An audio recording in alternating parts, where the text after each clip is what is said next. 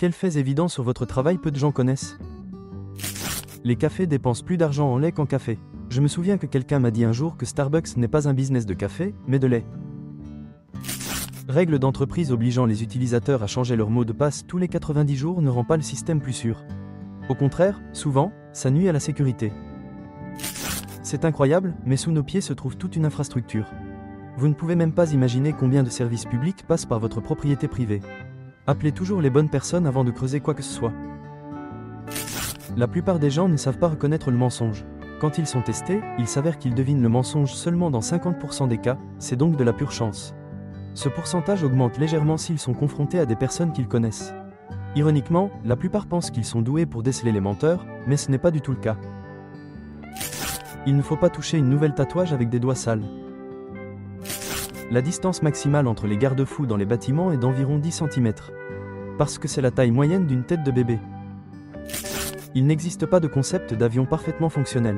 Chaque avion sur lequel vous volez a un certain nombre de problèmes, mais ils ne sont pas assez graves pour affecter la sécurité du vol. Lorsque les gens appellent une ambulance, dans la plupart des cas, leur vie n'est pas en danger. Si votre technicien ne fait rien, c'est qu'il fait son travail à merveille, et il ne faut pas le virer. Il y a des années, un ami m'a défendu avec les mêmes mots. J'étais le seul informaticien dans une petite entreprise, et une fois, lors d'une réunion, quelqu'un a vu que je jouais à Quake 3 et a fait une remarque du genre « Mais pourquoi on le paye, lui ?» À quoi, heureusement, mon ami a répondu « Ton mail fonctionne ?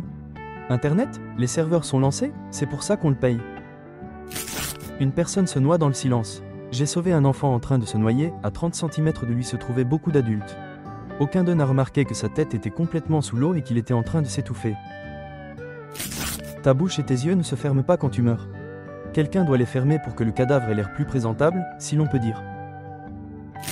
Si on parle d'accidents maritimes, c'est dans les canaux de sauvetage que le plus de gens périssent.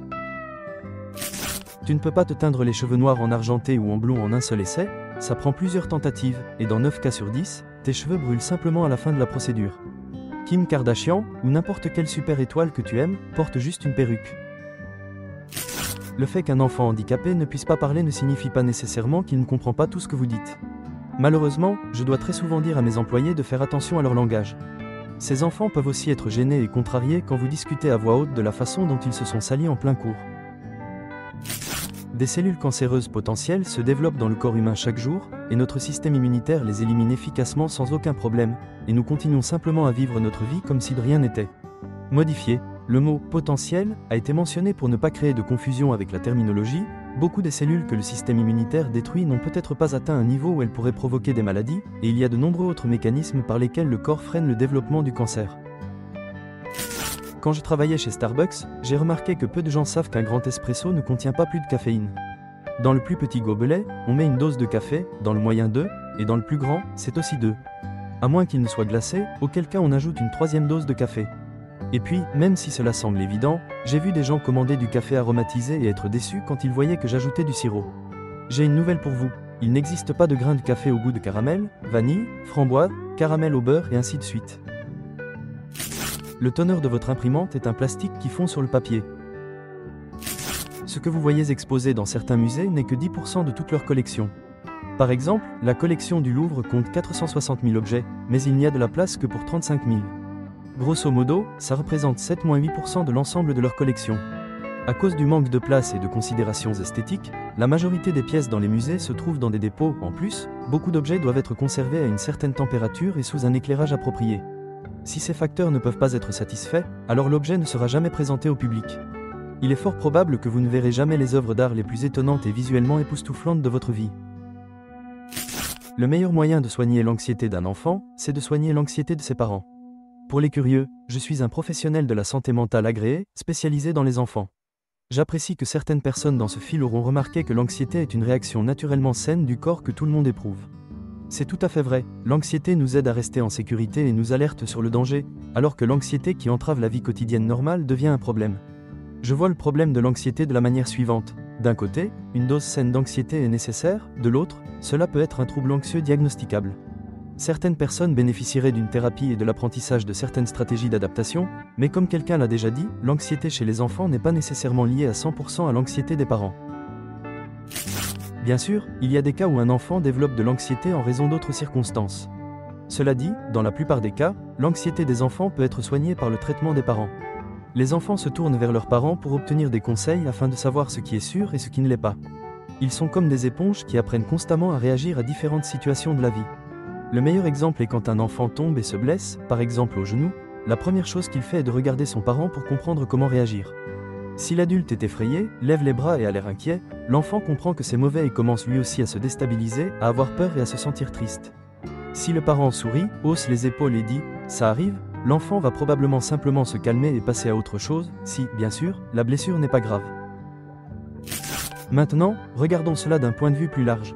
Si on dit constamment à un enfant que le monde est effrayant, dangereux, qu'il y a des menaces partout, il sera déjà plus enclin à l'anxiété. Il en va de même pour certaines phobies, beaucoup d'entre elles se forment chez les enfants à cause des peurs de leurs parents. Rien ni personne ne vous fera peur plus que de voir une personne effrayée sur qui vous dépendez pour votre vie. Une simple conversation avec un enfant sur une expérience effrayante ou inconfortable peut changer les choses pour le mieux. Expliquez-lui ce qui a rendu cette expérience particulière dangereuse ou effrayante, cela l'aidera à savoir sur quoi faire attention la prochaine fois. Et il n'est pas nécessaire de généraliser et de projeter cette peur sur toute expérience liée au même facteur. Un des exemples les plus courants est la peur des insectes chez les enfants. Si un enfant n'a jamais eu d'expérience négative avec les insectes et qu'il voit que sa mère s'enfuit en criant à chaque fois qu'elle en voit, c'est un signe évident de danger pour lui. Il n'y a rien de plus inquiétant et rebutant à l'idée de toucher des insectes que quelqu'un de proche qui essaie, dans une panique désespérée, de sauver ta vie d'une chenille. Réponse: merci, grâce à toi, j'ai jeté un œil sur mon passé et compris que ma mère avait peur de tout. Et elle a enfoncé ses peurs dans ma tête. Maintenant, j'ai peur de tout, des serpents et des requins, jusqu'aux manèges et aux prises de parole en public. J'ai l'impression de vivre dans une bulle créée par ma mère. En cas de défaillance catastrophique, à cause des contrepoids, l'ascenseur va monter jusqu'en haut au lieu de descendre. C'est exactement ce scénario catastrophique qu'on voit dans les films, et ça a un côté très spectaculaire. En fait, les ascenseurs ont normalement des dizaines de câbles. Ils ne peuvent pas juste se rompre. On peut essayer de les couper ou quelque chose peut les détruire, mais tous les câbles ne peuvent pas céder en même temps. Chaque câble est capable de supporter l'ensemble du poids de l'ascenseur. Les maladies neurodégénératives telles que la maladie d'Alzheimer et la maladie de Parkinson commencent bien avant l'apparition des premiers symptômes. On ne peut pas se réveiller du jour au lendemain avec Alzheimer. D'après les recherches, la maladie se développe 10 à 15 ans avant les premiers symptômes. Certaines études indiquent même que le premier signe peut être détecté jusqu'à 20 ans avant que la mémoire ne commence à se détériorer, et cela s'applique à toutes les maladies neurodégénératives. Je fais des recherches sur la maladie de Parkinson. Les premiers signes sont la perte de l'odorat, des troubles du sommeil et la constipation. Tout ça peut commencer jusqu'à 20 ans avant l'apparition des symptômes liés à la motorité. Pour l'instant, il n'y a pas de traitement ou de moyen de ralentir le développement de cette maladie. Mis à jour, le fait que vous ayez perdu l'odorat ou que vous ayez d'autres symptômes non moteurs ne signifie pas nécessairement que vous allez développer Parkinson. Il y a de nombreux cas où des personnes ont développé la maladie sans ces symptômes, et enfin, les symptômes précoces peuvent apparaître 20 ans avant, ou même 2 ans avant le début des symptômes réels. C'est une maladie très complexe avec de nombreux facteurs causaux génétiques et environnementaux. Si vous avez l'un de ces symptômes et que vous êtes inquiet, consultez un médecin. Il est beaucoup plus probable que la cause de ces symptômes ne soit pas Parkinson. Merci d'avoir regardé. Dans les commentaires sous la vidéo, tu peux écrire sur les détails de ton travail que la plupart des gens ne connaissent pas, et je te propose aussi de regarder une vidéo sur des trucs débiles que font les enfants. Bonne chance!